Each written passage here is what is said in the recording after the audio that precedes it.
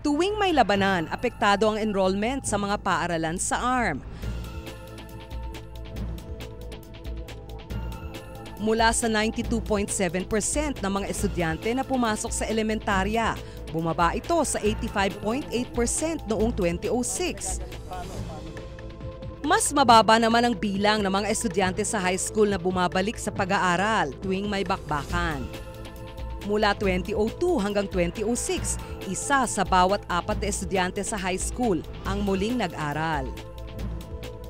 Yung tumataas ang dropout rate, yun na. Karamihan kasi, minsan ang mga magulang din ng wag ka na mag-aral kasi wala ka ding dyan, hindi ka rin, hindi ka na magka-proceeding kasi every now and then may giyerang nangyayari. Sumaantala naman ang pag-aaral mo.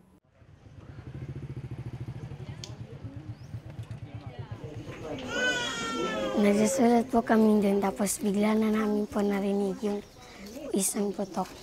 Nagtago po kami sa ilalim ng bangko.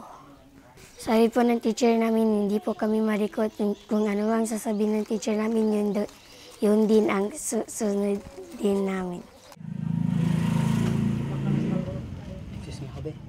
Grade 1 si Gemma nang magkaroon ng engkwentro sa kanilang barangay noong 2008. Siyempre po, nag-iyak po. Nung narinig po namin yung malakas na sumabog. Naginto po yung putok, tapos sabi ng teacher, wag lang kayo malikot sa daan, magsiuwian na daw tayo. Doon po, nag-uwi na po kami.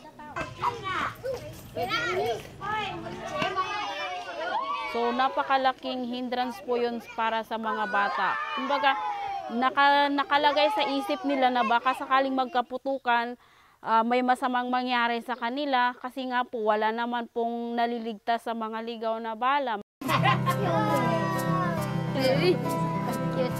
Magulo man ang sitwasyon sa kanilang lugar, patuloy pa rin ang pag-aaral ni Gemma.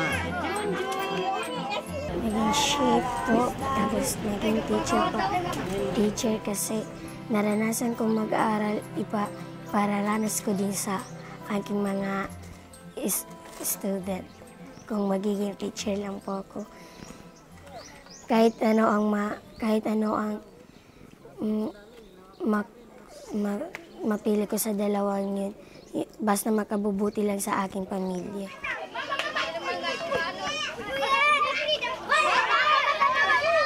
Madalas, hindi na pinag-aaral ng mga magulang ang kanilang mga anak. Siyempre, na-miss namin ang pag-aaral. Gusto namin parating nag-aaral.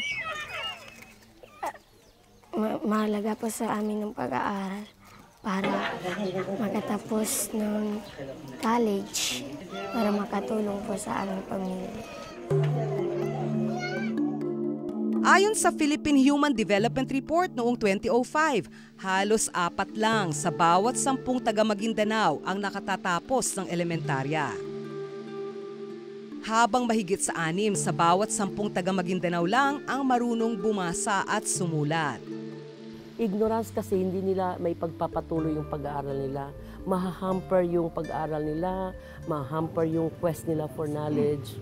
Wala, kasi hindi magtutuloy kasi every now and then, takbuhan, punta sila sa evacuation center, ma-approach sila sa mga communities nila, maiiwan nila mga bahay nila.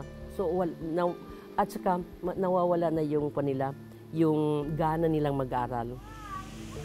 Kumbaga, hindi kami ambisyosong mga mamamayan. Simple lang talagang gusto namin walang gera, walang putukan. Simpleng buhay lang, makatulog lang po kami ng mahimbing, meron lang po kaming makain sa 3 beses isang araw, kontento na po kami doon. Ang kondisyon daw ng isang lugar ay makikita sa mga bata. Kung ito ang basehan na udlot na kabataan at pagtuklas ng karunungan ang makikita sa mga bata sa magulong parte ng Mindanao.